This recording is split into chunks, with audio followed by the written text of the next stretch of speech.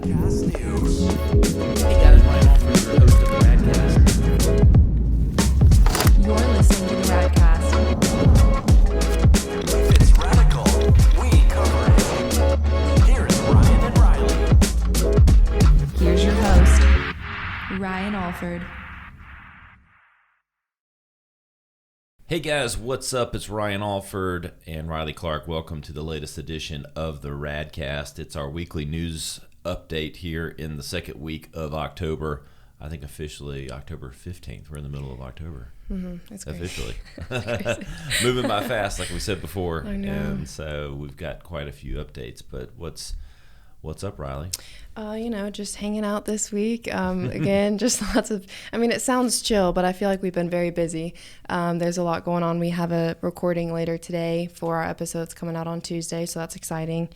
And then as far as just things that are going on around here, we are having a new launch of some merchandise that one of our stores, we're doing here. Practicing what we're preaching, e-commerce series, we're getting that expanded a little bit, so that's exciting. Yeah, e-commerce series has been good. I enjoyed our episode on released Tuesday. Getting to talk about our perspective a little bit more, and that was good. Getting some good feedback on that. Yeah. But it's been good. Like, on a personal note, we're in the middle of baseball and soccer seasons. My 4-year-old, who's been playing soccer, scored 3 goals in his scrimmage last night. And 2 weeks ago, he was crying and wouldn't go on the field. So hey, we love progress. Now he's playing and playing well. So that's awesome. Excited about that. Yeah, for sure. He would run over and give me high fives after every goal. So you just encourage it at that point, right? And, hey, we all need it. We had like so run out of cute. offers. It was like, okay, we'll give you some candy. Okay, we'll give you a remote control car. Will you buy me a full-size Gravedigger remote control car? Okay, yes, whatever it takes. You're right. Just keep going, buddy. Keep playing. You got it. Now he likes it. That's so cute. That's so cute. Happy about that. Happy about Clemson kind of wearing out the Hurricanes. Oh, good. Yeah. Downgraded to a tropical depression. I'm stealing the headlines from one of the articles That's I read. Hilarious. Yeah. That's hilarious. I love that. That's hilarious. It was not even a contest, but the number one Tigers staying number one. So Right. No, I'm hopeful for WV this weekend. We had a bye week last week, so we were off last week, but I'm excited for this week to play Kansas. Yeah, and I am excited. I know you mentioned the merchandise stuff. It is our way. We run a merchandise store, T-shirts and sweatshirts and stuff like that. It's been local based around kind of this notion of the local hustle, but we're expanding it, and there'll be some more news on that. But we kind of use it as a platform. One, we do some things giving back locally, but also as a way for us to live, breathe, and run an e-commerce store. Since we do that for clients, it's a great way for us to learn and test certain things that we might use for clients in a less pressure environment for us. And so it's been good. We've had great response. We design all the stuff in-house and run the store. So excited about the change or the pivot in some of the things that we're going to be doing with some of the messaging and stuff. So more news on that. But It's been fun getting to have a vested interest in it. Not that you don't have it in your client stuff, but like when you're like you have to run it yourself every day, it puts you in the shoes of your clients too. And so it's been a great practice for us, and more news on that. And are you any big travel coming up for the holidays? I don't think so. I think I'm just staying here. I debated, my sister's in Utah, so I debated on going out and seeing them for Thanksgiving.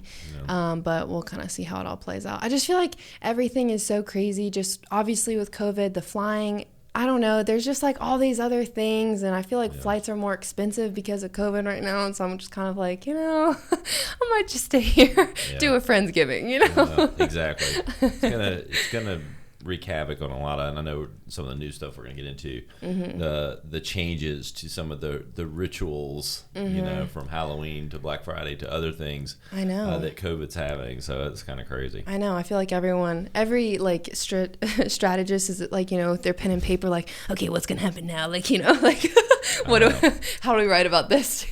I just hate the fear that's kind of there, Right. And I get it. I don't have the cure or the solution. Right. But the fear is what just, irks me. But what do you do? But here's Riley with the news. Okay, we have a couple headlines this week. We have a couple headlines this week. One of the ones we'll get to is bringing empathy into marketing. And this is a strategy more businesses should be using for a lot of reasons. But first, why do you think it's something that businesses should start be like way more mindful of versus just sell? This is kind of like, as much as people try, when the COVID first hit, yeah, it was like every commercial was kind of the same. It was like, we know how you feel. And it's so sad, and things are, very depressing music and all that. Finally, we got out of that, that was brands trying to be like what I'd call faux empathetic. And now you're seeing more of it as it relates to just the reality of the times. And this article calls out one guy. It's called the Marketunist. That's Marketoonist. Marketunist. He's a cartoonist that writes in the marketing space, but kind of does it through the lens of empathy for marketers and brands and things like that. And they're hilarious. Like, it's all tongue in cheek, but it highlights the reality that if you start from a place of empathy, it actually might allow you to introduce humor into your marketing, right? Which always plays well. Right. And now I think we've transitioned like there's always that, it's just too soon to laugh, but I think we're at this stage where people need to laugh. They need to lighten up. And it's like, how can empathy now is making things lighter for people in your messaging, and realizing that you're not diminishing the impact, and which has been great. Right. But at a certain point, we all need a release valve, from and I think that's the biggest thing going on now between the election and between COVID and everything else. Everything is just so hypercharged. I think the brands that can figure out how to leverage empathy, understanding the moment, transitioning into humor, can really start to break through with their messaging, and not just be pandering to, we know your times are tough, and all that's true. It is true, but for sure. It doesn't come across as real. Right. And so, like, I'm going to read one of these Marketunists. Sure. Shows a business guy talking to his boss, like at a brand, and it said, or like the message that they were going to put on the recording on their dial-in line. Okay. It says, due to COVID, hold times may be long. Our selection may be limited. Our fees may be excessive. Orders may be delayed. Our service may be bad. And then his boss is a woman, and she there's a picture of her, and she goes, but wasn't that all true before COVID as well? And he goes, we're all in this together. I love that. I love that. It's like, good for him. Yeah. No, I mean that. He makes fun of, brands and companies and the discussions that they're having, and like, all right, you need to do better before COVID. And anyway, it shouldn't be necessarily an excuse, like, that kind of route, which that's actually really funny. And the other one is, there's all these marketers sitting around a boardroom table, and a woman goes, our consumers drive a BMW. They like John Mayer. They watch Ozark. They love rescue dogs, and they hate having their personal data used for psychographic profiling.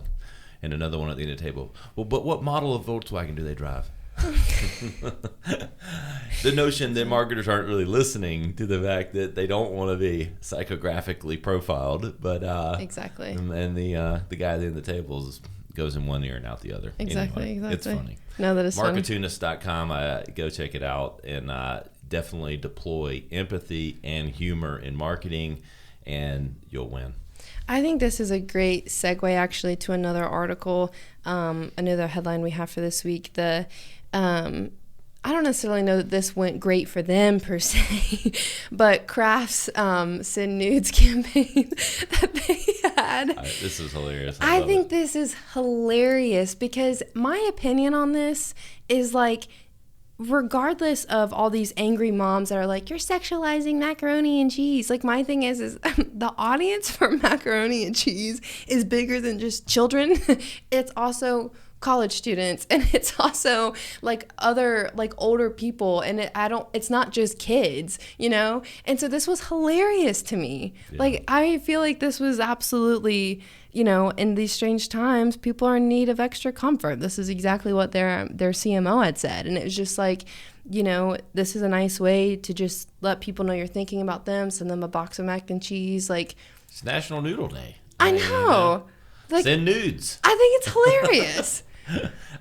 This is like This is the overkill of the politically correct environment we're in. Don't get me wrong. I have children. I don't want. I'm not child trafficking and all. I get it. It's sensitive and all this, but if we can't have fun with things a little bit, it's just, this is like cancel culture 101 for me. And I'm sure someone's going to message me and go, you know, it's serious stuff. And it is serious stuff. But we have to sort of be able to, there's no delineation anymore of, okay, this is humor.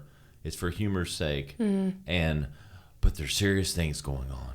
So let's take everything really serious. And, you know, I get there's some people that's their, you know, how they cope or whatever, that's their personalities, and that's totally fine. But I also feel like there are a lot of people that this is just funny.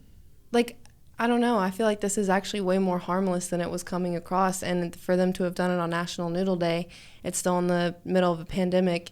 Send nudes if someone feels better. Box of mac and cheese. I don't know. I feel like a missed opportunity happened. They say no press is bad press. So, you know, I don't know how they're viewing it. That's true. But I thought it was brilliant. And I think that, you know, again, back to breaking through in a COVID environment where everyone's doing a lot of the types of the same stuff. And, you know, Kraft, you know, is brave enough to run a campaign like this, you know, and I can't pretend to know, you know, if you're the CEO of Kraft or, you know, whatever level this raised up to, you know, the pressure that might have come and, you know, not wanting to alienate some level, but good grief, like what a buzzkill for a great promo. I guess it did run for a few days, but I know. I think it's hilarious. Yeah, and you know, I don't know. Hashtag send nudes. SENDNOODS. Noodles, nudes. Let's get this trending. I know, again. I know. We'll bring it back. In terms of holiday stuff, these last two articles about Black Friday sales, and then obviously about Halloween. But Walmart, I think this is a really interesting tactic. They're doing Black Friday sales, but they're doing 3 different types of sales. Starting online, and then the sale will be in the store a few days later. What do you think, like, what is your initial takeaway from that kind of strategy? Obviously, they're a huge company, so it's different than a small business doing something like this, but I think you've got a few things at play here. You know, I feel like, as much as I don't like for episodes to say the word COVID 27 times, but I'm going to say it, number 28. Look, it's probably not a good idea for 10,000 people to be in the store at the same time. Right. So it makes a ton of sense to split it up. These retailers, whether they're Walmart or mom and pop brick and mortar, rely on Black Friday. I mean, it's called Black Friday because it's when most retailers get in the black. They start to actually have a year that makes money. And the big guys are having great years. They got into the black a lot earlier in the year. The mom and pops are struggling still. But this is all about how do you split up your traffic, especially against stores. They still want to get in-store business. They still need that. And how do you accommodate a pandemic that's going on, and you don't want 10,000 people on top of each other, and you've got crowd control. So how do you split this up? And look, you've got the trend of online already there, and so it makes a ton of sense because you already have Cyber Monday is kind of become its own thing right after Black Friday. And so this is a way just to, again, get started a little bit earlier, maybe break up the crowds a bit, both online and in store. It makes sense. I think you're going to see other retailers follow Walmart, being a leader in the space. You're going to see other retailers and other stores do the same things. Unfortunately, I think the mom and pops, they're going to struggle even more, I think, during this period. The ones that don't have an e-commerce strategy. If you're only a brick and mortar and you're trying to make hay for Black Friday this year, it's going to be a rough year. You're just not, because you're still going to have some amount of social distancing. You're not going to have the traffic in the stores that you did before. Right, because you have to limit how many people can come into so a store. You needed to, if you haven't already, you need to start your e-com strategy or be building it. Or find ways, the one other tip that I would give was find ways to leverage store pickup or good point. Even if you don't have an e-commerce store set up, right? Have extra people on the phones that week and have a outside cart set up where you can call the store and blast it on your social media channels. And, if you're looking for a product, we'll concierge this for you.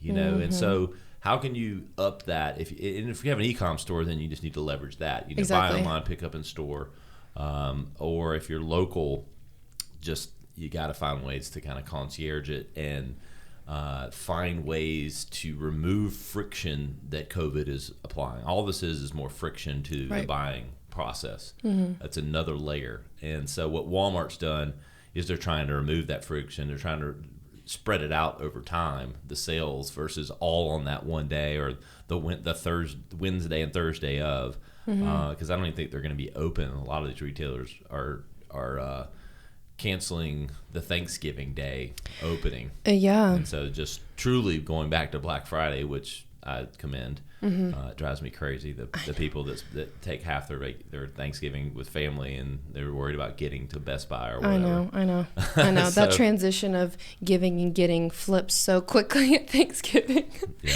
But yeah, the last article kind of goes into this a little bit. I know a lot of candy companies are kind of like, what's about to happen with Halloween. The new normal challenges, versus the old way of doing, Halloween, like this is something that a lot of companies are, concerned about. A lot of people don't know if they're even going to meet that, initial target that they always hit every year for Halloween. Because a lot of the other thing is people could be celebrating in a very different way that actually might require more candy, or everyone's like, oh, no, we're just not going to do Halloween this year at all. And then it's just no candy, nothing, no one's buying anything. Yep. Candy sales had been up in general. None of this surprised me. So all the food and candy, we've all been stuck at home, or a lot of us, and the candy sales are up and food sales are up. No kidding. Yeah. So are elastic pants.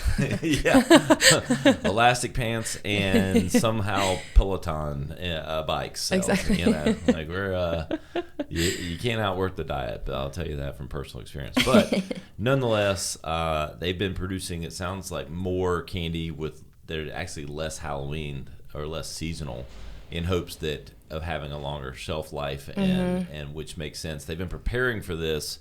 But it'll be interesting to see where the sales numbers come out at, because, it's just not a good idea. Kids aren't, I don't know what the percent's going to be. Number one, most of the houses probably aren't going to allow it for the kids that are doing it. I know I don't know if anyone's come out and said that Halloween's officially canceled per se. I feel like neighborhoods, because neighborhood watches probably aren't going to have things anymore. They're probably going to send out alerts, those kinds of things that are saying, probably limited to Halloween, or you're probably not going to see cars parked miles down, the neighborhoods.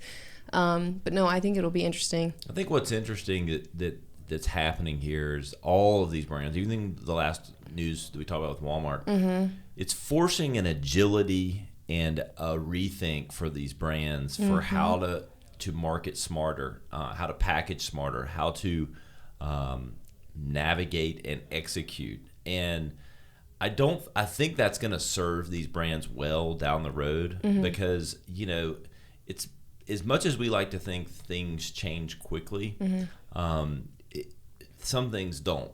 Right. And they've relied on Halloween forever for certain percentages of their sales. Right. So if they can maximize in a pandemic, in a season that may or may not happen, the traditional trick or treat season, it's going to kind of put a medal of honor on them a little bit of navigating through this. We'll see how many presidents and CMOs make it through this at some of these large retailers. The uncertainty is, I think the uncertainty in everything is what's killing everyone, mentally. Like the unknown. Like, what's the other shoe going to drop? What, and all of those things. Right. And so, or not even knowing if a new strategy is actually going to work. Or, if it's going to have the effect they want it to have before Halloween, which is in 2 weeks. Yep. And it'd be interesting to see the online sales of candy, like after all this is said and done for the season. Are more, you see less people going to the stores, more people buying online on any other category. I'll be interested to watch the numbers on candy over the Halloween sales. If it is in fact falls in that same vein, I imagine it does on some level. But there's going to be an impact. There will be some kind of decline. There has to be. Absolutely. When 300 million kids aren't trick or treating, or how many ever million that it will is, change 60 things. million, 100 million. That will probably not change the entire things. population of the U.S., but Right. but though I have seen some of the trick or treaters in our neighborhood look like grown men, so maybe it is. Yeah. They're growing these teenagers up big these days. I know. We'll definitely follow up in a couple weeks to see how that plays out. But that's our news for this week. And then an episode release on Tuesday at noon Eastern time. And yeah. Great. We appreciate everyone listening. You can follow along at theradcast.com, and we'll talk to you next time. See you next time.